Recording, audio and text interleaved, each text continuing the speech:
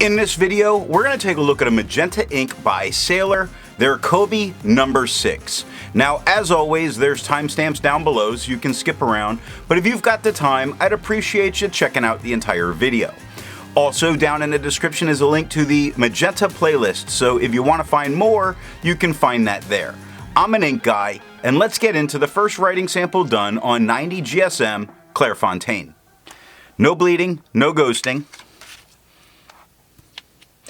We have no feather, no spread. We have only a couple of shade spots that are showing up in the extra fine, a couple showing up in the medium, nothing in the stub. The extra fine and the medium are the same tone, quite a bit lighter than the stub. Extra fine took 6 seconds to dry, while the medium took 11. Scrubby for both do show a little color variation. We are getting some peppering of shading throughout. And a smear test you could recover if you smeared while you were writing. To have a range of experience with this ink, all of the writing samples are done with a Jinhao 159 with a 1.1 stub, a Jinhao X450 with a medium, and a Jinhao X750 with an extra fine. Then a Platinum 3776 with a music nib was inked up, used for a day, and used to take the notes for this video. The next writing sample is done on 52 GSM Tomoe River. No bleeding, minor ghosting. We have no feather, spread, and no feathering. Sorry, no feather, no spread, and no shading. None in the stub, extra fine, or medium. Now, we do get some tone variation, the extra fine being the lightest tone. Medium is just a little bit darker than the extra fine, and the stub is quite a bit darker than the medium. Extra fine took 12 seconds to dry, while the medium took 18. Scrubby for both show no color variation. We're not getting it in the writing, and the smear test you could recover if you smeared while you were writing. I agree with Vita. There's a lot to learn by doing multiple chromatographies. The one on the left is done the way it's supposed to be done. A line of ink is put down, and then it's put into water for 10 to 15 seconds. And what we get is this very nice magenta tone. It's like a little bit of a purple and magenta, which they are kind of close in that color wheel, I think. And it pushes its way up. It becomes much more magenta towards the top. And then we get this really interesting green line across the top of all of this. The one on the right was let dry for 10 minutes. Now the purple tone we see is really forming a line and staying in place. The magenta part is pushing its way up, and the green is still settled all the way at the top, moving the farthest away. We can expect that the purple tone is a little bit resistant here.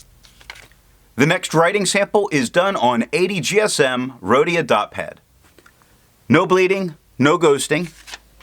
There's no feather, no spread. There is no shading for the stub, but the extra fine shows quite a bit of dark spots coming through. Nice shading going on here. Same with the medium. Very nice shading throughout all of its writing. The extra fine and medium are the same tone, quite a bit lighter than the stub.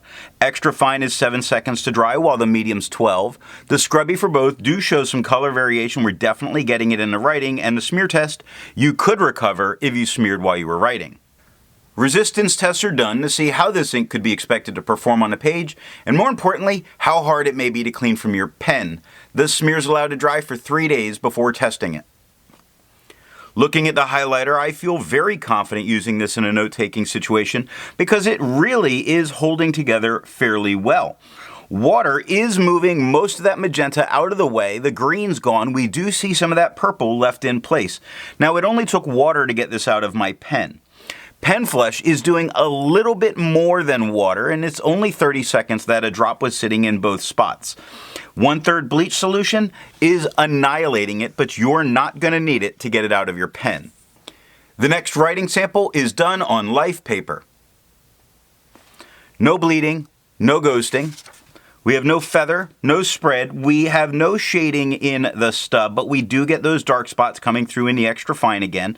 We do see some of the shading showing itself in the medium, not as standout as in the extra fine. The extra fine is lighter than the medium, and the medium's lighter than the stub. Extra fine took 4 seconds to dry, while medium took 10. Scrubby for both don't really show the color variation that we're getting in the writing, and the smear test you could recover if you smeared while you were writing. For the inks tested, the average viscosity was 2.5, with the realm of normal being from 2.1 to 2.9. Sailor Kobe number 6 has a viscosity of 1.2, making this a very, very wet ink. If you're interested in how the viscosity tests and all that's done, then down in the description is a link to that video. Now, let's take a look at G-Lalo paper. No bleeding, no ghosting. We have no feather, no spread. We get no shading in the stub, but it, again, manages to come through without too many problems in the extra fine and shows itself very nicely in the medium. Now, the extra fine and medium are the same tone, both quite a bit lighter than the stub. Extra fine took 3 seconds to dry, while medium took 7. Scrubby for both shows some color variation far left to far right, and we definitely get it in the writing. And a smear test you could probably recover if you smeared while you were writing. For the inks tested, the average dry time was 17 seconds, with the realm of normal being from 13 to 21 seconds. Sailor Kobe number 6 has an average dry time of 11 seconds, meaning it dries a bit faster than normal. The last writing sample is done on Franklin Christoph paper. No bleeding, no ghosting. We have no feather, no spread, no shading in the stub. Spots of shading showing themselves through in the extra fine and in the medium. More in the extra fine than in the medium. The extra fine's the lightest tone on the page. Medium's a little bit darker than that, and quite a bit darker than that is the stub. Extra fine took 2 seconds to dry, while the medium took 3. Scrubby for both show no color variation, but it does show itself in the writing, and the smear test you could recover if you smeared while you were writing. Instead of finding inks that look like Sailor Kobe number 6, I'd prefer to find an ink that complements its color on the page. I went with a black ink from Private Reserve, their Invincible Black. Now, if you'd prefer a different complement color, then down in the description are links to those playlists. So what do I think of Sailor Kobe's number 6? This color is spot on in that it's called Bordeaux. I like the range of tones by pen, and it shades really nicely. I must admit, Sailor makes great inks. So what nib and pen give the best writing experience with this ink? I think it really does stand out its best when you're showing off the shading that you get from a medium flow fine or medium nib. I hope you got something out of this video, and in the next video, we're going to take a look at KWZ's Green number 5.